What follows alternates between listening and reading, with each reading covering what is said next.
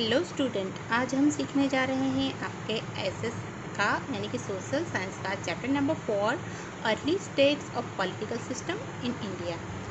हम लोग अभी जो अब तक के हमारे चैप्टर्स हैं उसमें हम लोग ये सीखे थे कि हमारे पुरानी भारतीय संस्कृति है, इंडियन जो हमारा कल्चर है वो कैसा था और वो कहाँ से आया। ठीक है, हमने हड़प्पन संस्कृति के बारे में भी यहाँ पर अगले वाले चैप्टर में हमने डिस्कस किया था और हमने जो हमारी इंडस वैली की जो है उसके बारे में भी हमने डिस्कशन किया था। राइट, हमें उससे ये पता चला कि हमारे जो पुराने लोग थे, पुरानी हमारी जो सभ्यता थी वो कैसी थी, वो लोग क्या खाते थे, वो लोग कहाँ पर रहते थे और वो लोग कैसे कपड़े वगैरह पहनते थे, बर्तन कैसे थे, हमने वो सारी चीज़ों के बारे में पता लगाया। ठीक है, हमारे ये वाले चैप्टर में हम लोग ये पता लगाएंगे कि early state of political system India में कैसी थी। पॉलिटिकल सिस्टम का मतलब होता है हम लोग जिस समाज में रहते हैं वहाँ की एक व्यवस्था होती है। जैसे कि हम लोग इंडिया में अभी हमारी जो करंट सिस्टम है वो कैसी है कि हमारे प्राइम मिनिस्टर हैं, हमारे प्रेसिडेंट है, फिर हमारी लोकसभा, राज्यसभा सब हैं, तो वो सब मिलके डिसीज़न लेते हैं। हमारी जो सुप्रीम कोर्ट वगैरह होती है वो सब हमारी पॉलिटिकल सिस्टम का एक हिस्सा है। वो सब मिलके डिसाइड करते हैं कि हमारे लोग यहाँ पर जो हैं वो कैसे रहेंगे, उनको कौन कौन सी फैसिलिटीज़ मिलेगी एट्सेट्रा। राइट, ये हमारी करंट पॉलिटिकल सिस्टम है। पर हमें यहाँ पर ये पता लगाना है कि हमारी जो पुरानी पॉलिटिकल सिस्टम थी इंडिया की वो कैसी थी और वो किस तरह से काम करती थी। We get information about the political system and institution from the Vedas, epics and Buddhist text। हम लोग ये जो इन्फॉर्मेशन है वो कहाँ से कलेक्ट कर पाएंगे? हम लोग जो है वेद से, हमारे जो सारे ऋग्वेद, यजुर्वेद, ये सारे जो हमारे वेद हैं वहाँ से। एपिक का मतलब होता है महाभारत, रामायण, ये जो हमारे पुराने धार्मिक ग्रंथ है वहाँ से हमें ये पता लग सकता है। फिर बुद्धिस्ट टेक्स्ट, जो बुद्धिस्ट टेक्स्ट थी उससे भी हमें ये बहुत सारी चीज़ें पता लग सकती है। In the Rigvedic period or Vedic period, the form of statehood was similar of that कबीलाई रूल। कबीलाई रूल का मतलब क्या होता है? कोई एक जो हेड होता है पूरे कबीले का, कबीला मतलब एक कुटुंब जैसे हम लोग सोचते हैं, कबीले का एक हेड होता है और वो जो डिसीजन लेता है वो सबको मानना पड़ता है। उसमें सबसे जो स्ट्रॉन्गेस्ट पर्सन होता है वो कबीले का हेड होता है और हमें उन सबका सुनना पड़ता है। वैसा पहले वैदिक ज़माने में जो था ऐसा रूल था। It's head was called Rajanya. जो उसका हेड होता था उसे राजन्य बुलाया जाता था। Who was to be elected, वो सब लोग उसका इलेक्शन करते थे, उसको चुनते थे। पॉलिटिकल ऑर्गेनाइजेशन लाइक सभा एंड समिति एग्जिस्टेड। तब पुराने ज़माने में भी सभा और समिति जो है वो होती थी। The community was also called which afterward different type of political system were implemented in India. धीरे धीरे बहुत सारी जो पॉलिटिकल सिस्टम हमारे इंडिया में इम्प्लीमेंट होने लगी। Think how is the leader selected in present age of India. जैसे मैंने आपको पहले बताया कि हमारे इंडिया की जो सिस्टम है उसमें प्रेसिडेंट होते हैं, प्राइम मिनिस्टर होते हैं और हम लोग उनकी हर 5 साल के बाद उसका इलेक्शन करते हैं। और जो वो हमारे बड़े लोग हैं करके 18 ईयर्स के ऊपर के जो लोग हैं वो इलेक्शन में वोट देने के लिए जाते हैं और तब हमारा जो लीडर है उसे चुना जाता है ना। हमारे इंडिया की करंट सिस्टम ये है। जनपद, अभी जनपद क्या होता है? About 1000 BC the earlier state of different clan were established in Punjab and the Ganges river area. बहुत साल पहले यानी कि BC, before Christ, the earlier state of different clan were established हुए थे। डिफरेंट टाइप के क्लैन मतलब एक जो इलाका, एक कबीला होता है वो वहाँ पर एस्टाब्लिश हुआ था पंजाब और गंगा रिवर के आसपास। दीज वर कॉल्ड जनपद। जनपद was the area or place of a person's habitat। जनपद किसे बोला जाता था? हैबिटेट माने कि जहाँ पर लोग रहते हैं, लोग बहुत सारे रहते हैं, ऐसे जो इलाका था, ऐसे एरिया को जनपद बोला जाता था। क्यों वो पंजाब में और गंगे रिवर के अराउंड ही इलाका जो है वो बना? बिकॉज लोग जो पहले के ज़माने में जो सोचते थे कि रिवर के आजू बाजू में अगर हम लोग रहेंगे तो हमारी सारी ज़रूरियात जो है वो पूरी हो जाएगी। बिकॉज वो लोग जो थे डिपेंडेंट थे अपने जो एनिमल्स थे उस पर, फिर अपनी जो वो लोग क्रॉप करते थे, फार्मिंग करते थे उस पर। सो ये सारी चीज़ें उनको नदी के आसपास से, रिवर के एरियाज में ही उनको फाइंड आउट होती। सो उन लोगों ने डिसाइड किया कि हम लोग जो हैं रिवर के किनारे या तो फिर जहाँ पर ये सारी चीज़ें अच्छे से मुहैया हो वहाँ पर हम लोग अपना जो गांव है वो बसाएंगे। उसे तब के ज़माने में जनपद बोला जाता था। ठीक है, द वर्ड जनपद is used in the sense of state. अभी हम लोग जिसको स्टेट बोलते हैं उसको पहले क्या बोला जाता था? Janapada. Janapada was a state system that was very unique from the clan society of Rigvedic age. वो जनपद जो है वो ऋग्वेदिक सोसाइटी जो है, ऋग्वेद एरिया की जो क्लेन सोसाइटी है उससे काफ़ी डिफरेंट है। In it include the state different group like कुरु एंड पांचाल। ये जो कुरु एंड पांचाल का डिफरेंट टाइप का स्टेट है उस पर डिपेंड करता है, उसको भी साथ में लेके चलता है। Now Mahajanapada. Around 6th century about 16 Mahajanapada have been found in India. 6th century के अराउंड में हमारे इंडिया में टोटल 16 प्रकार के महाजनपद थे।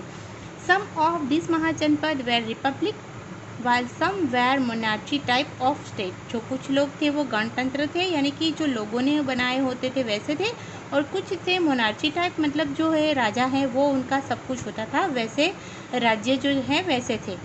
These Mahajanapada are outlined in the following tables. यहाँ पर देखिए ये टेबल दिया गया है 16 जनपद का, उसी हिसाब से ये जो जनपद थे वो डिवाइड हुए थे। हमारे इंडिया में कितने थे टोटल? वो 16।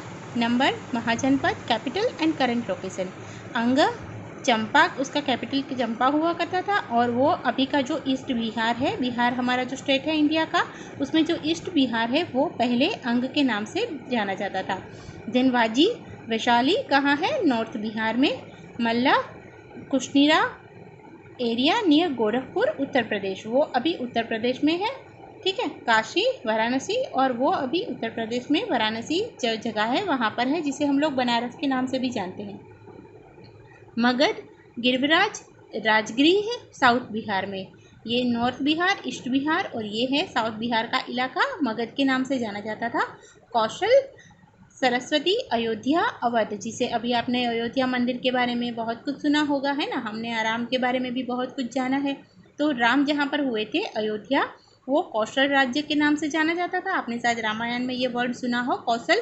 और वो अवध यानी कि उत्तर प्रदेश में अभी है। Vatsa Kaushambi area near Prayagraj Uttar Pradesh. Chedi Suktimati the region between Yamuna and Narmada. Yamuna और नर्मदा का जो सेंट्रल एरिया, यानी कि हमारा जो मध्य प्रदेश का इलाका है वो, और यमुना तक यूपी तक जो एरिया है उसको छेदी के नाम से जाना जाता था।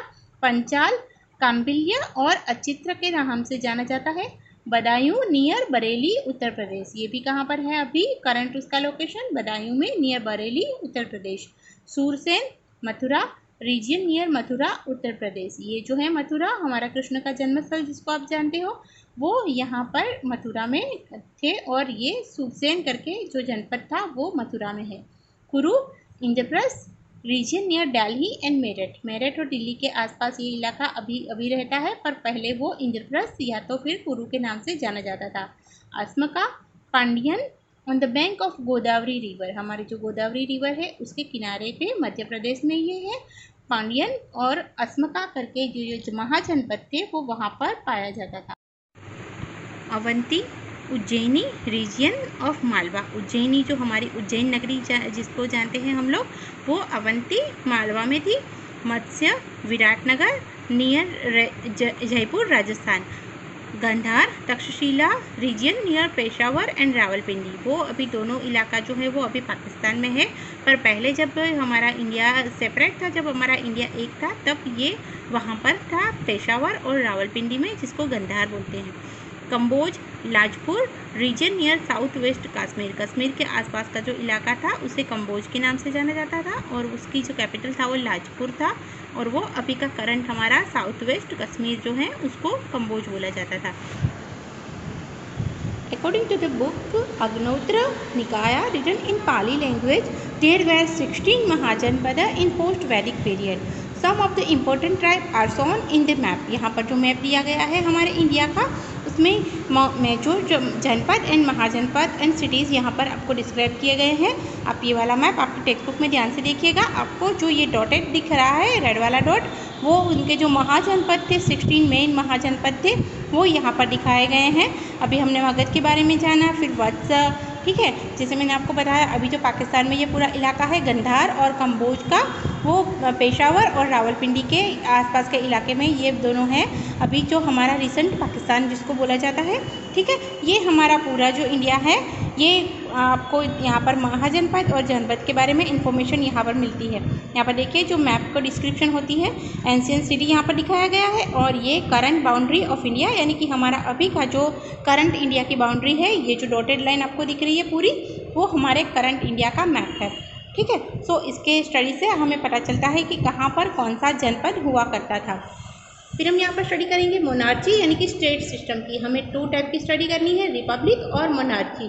उसमें से ये है मोनार्ची यानी कि स्टेट सिस्टम, जो राजा के द्वारा चलाई जाती है वो। The state in which the king was chief was called monarchy. Among the Mahajanapada of this time there was a competition for power which mainly consists of 4 powerful states: Magad, Kaushal, Vatsa, Avanti, in which Magad eventually became famous as a powerful state.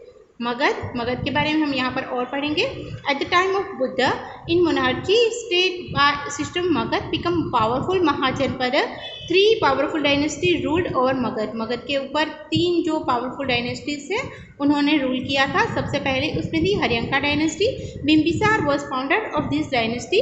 Head quarter यानी कि जो capital होता है, capital of Magadha was उस time पे था Rajgriha, which was situated on the bank of Ganga and Son river. After him, his son Ajatasattu came to power and made Patliputra, Patna as his capital.